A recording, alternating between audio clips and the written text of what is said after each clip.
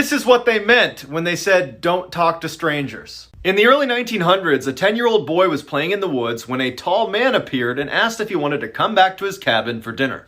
Totally caught off guard, the boy reluctantly agrees and begins walking. When they get to the cabin, the boy is relieved when he sees Paul, a family friend, sitting on the porch, so the boy happily goes inside. After they eat, the boy says thank you to the strange tall man, says bye to Paul, and then he leaves. He had only walked a few steps when he sees his family, along with Paul, running up the path towards him, frantically asking if he was okay. Confused, the boy says, I'm just fine, and he looks at Paul and he's like, why didn't you tell them I was with you at the cabin? And he points over his shoulder. Paul glances over the boy's shoulder and then narrows his eyes and says, you were kidnapped by a cult 3 days ago. No one's seen you.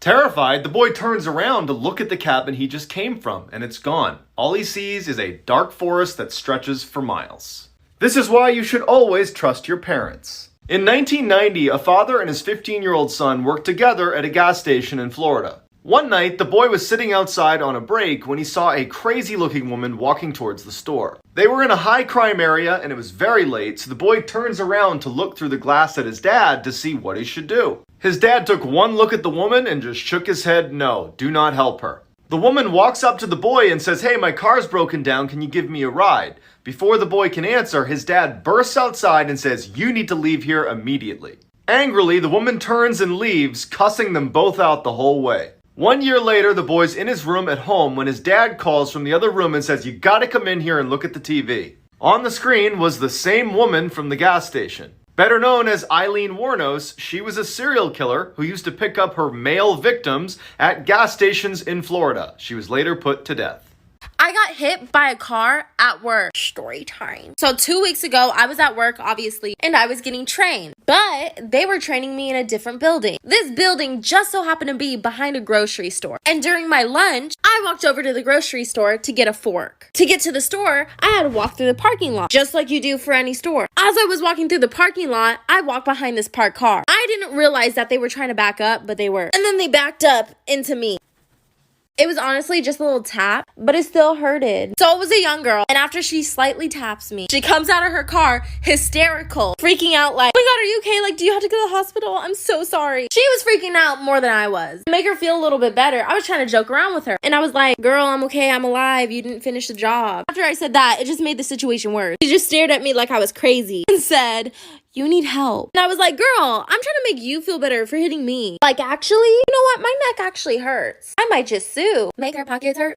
This is why you always say yes to tandoori chicken. In 2012, a high school tutor and her student stayed up so late one night studying that by the time they were done, the buses had stopped running. Without another way home, the student asked if he could stay the night at her place. Reluctantly, she agreed. When they got back to the apartment, she fell asleep on her bed and he fell asleep on a blanket next to her bed on the ground. A few hours later, she wakes up to the boy standing awkwardly in the middle of the room with a very strange look on his face. She asks him, what's wrong? He looks at her and says, I'm really hungry, let's go get some tandoori chicken. Confused, she says, it's 2 a.m., just get a snack in the cupboard. And he grabs her by the arm and he says, no, we are getting tandoori chicken right now. And he yanks her from the bed. Feeling totally caught off guard by this whole situation, she goes into the hall with the boy, and as soon as the door shuts behind them, she can tell that he is terrified. He looks at her and just says, I'm not actually hungry. When I woke up, there was someone under your bed. Toxic best friend story time. So when I was in 8th grade, there was this boy. And this boy would go around telling almost every girl that he liked her.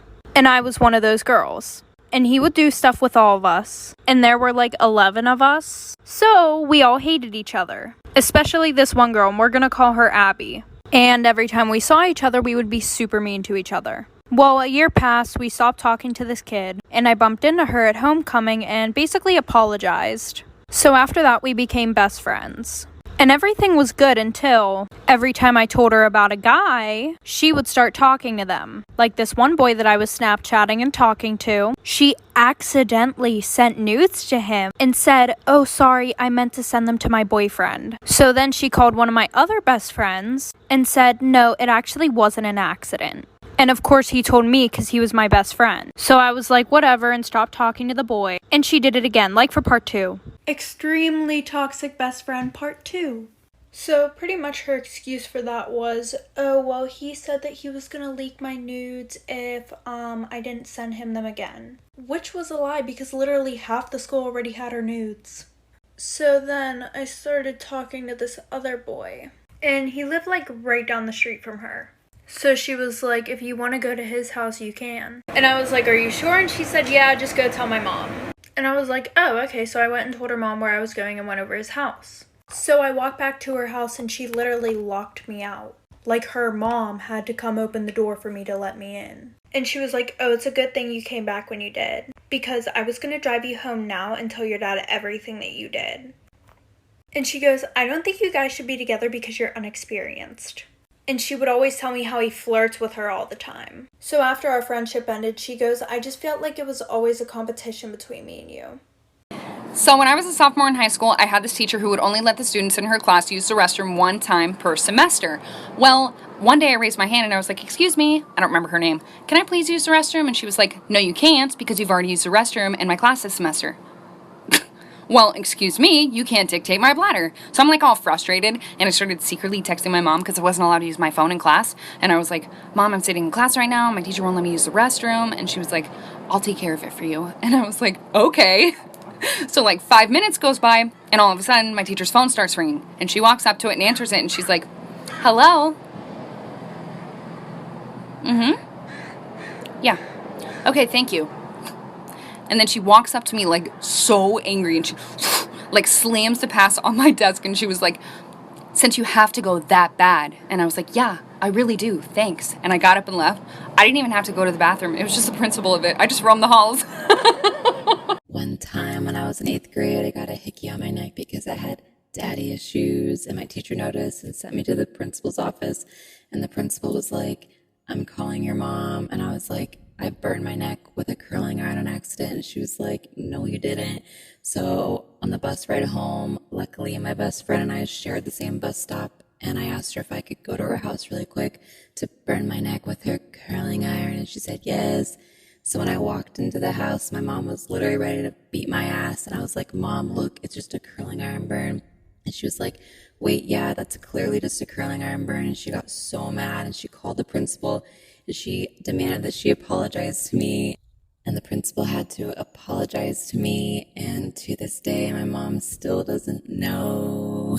This is why you should be careful what you put in the mail. In 2015, a man was asked by his neighbor to collect his mail while he was gone for a few weeks. A few days later, a large package arrives on his neighbor's front porch. The man can barely lift it, but gets over to his garage where he accidentally drops it and hears something break inside. Hoping his neighbor would think the damage occurred en route, he closes his squeaky garage door and forgets about it. But over the next couple of days, whatever was in that package started to smell so bad that he decides to open it up. Inside were two very important finds: his neighbor, who was dead, and a camera that was still recording. The police bring the man in for questioning and show him what was on the camera inside the box. It starts with his neighbor talking to the camera about how excited he is to mail himself home for his YouTube channel. Then, police fast forward to the very end where they see that the neighbor is now sleeping in the box, and then suddenly gets dropped and you hear a crack, and that's his neck breaking. And then you hear a squeaky garage door close. This is why you should never lick envelopes unless you want, well, you'll see. A woman in California who worked at the postal office dealt with tons of envelopes. Now, normally she used a wet sponge to wet them, but she ran out of the water, so she decided to lick a couple envelopes to get them closed. In the process of licking it, she ended up cutting her tongue. She didn't think anything of it until about a week later when she noticed a huge lump forming on the side of her tongue. The doctor took a look at it and said, we need to do surgery and get this thing out of here. The doctor started to incise the lesion out, but then he noticed something crazy. Out from the hole came a live cockroach. It turns out that the envelope had cockroach eggs on it, and when she cut her tongue, the eggs went into her tongue and started forming into live cockroaches. I don't know about you, but I'm never licking envelopes again. I promise you won't eat school food after hearing this story. This happened in 2019 and it was very recent. An old lunch lady girl named Camila, this girl, absolutely hated her job and she hated the kids she served. They would always bully her and make fun of her fat. So one day when everything was falling apart, she decided to take revenge. And on the menu, it was eyeball soup. This lady took her husband's old dead body, chopped it up, and threw it in some chicken noodle soup. She also put some cyanide poisoning so the people who drink it would die. And after she served this food, there was a confirmed 62 deaths in this school. Then she escaped and nobody knew where she went.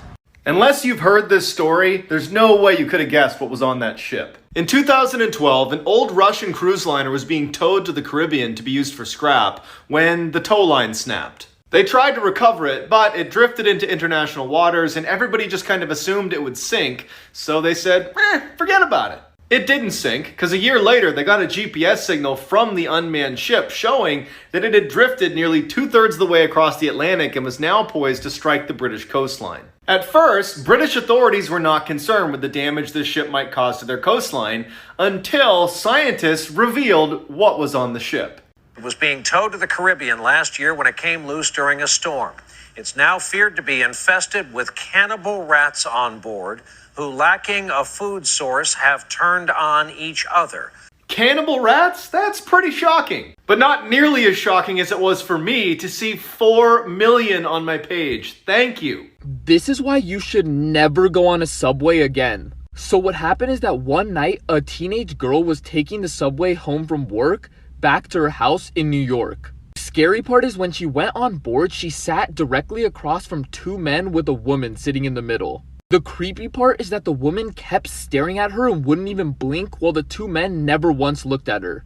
Well, at the next stop, a man with a trench coat walked in, but the girl didn't pay much attention to him. The girl kept trying to look away so that one lady wouldn't stare at her, but she just kept looking, wouldn't even blink. Well, at the next stop, that random man with the trench coat pulled out the teenage girl and dragged her out of the subway. She was screaming, asking for help because she had no idea why this guy just pulled her out. But the guy told her to calm down and said he actually saved her life because the woman that was staring at her was actually dead, and the 2 men next to her were holding her up to make her look alive. The random guy with the trench coat said if he didn't pull her out, she was going to be their next victim.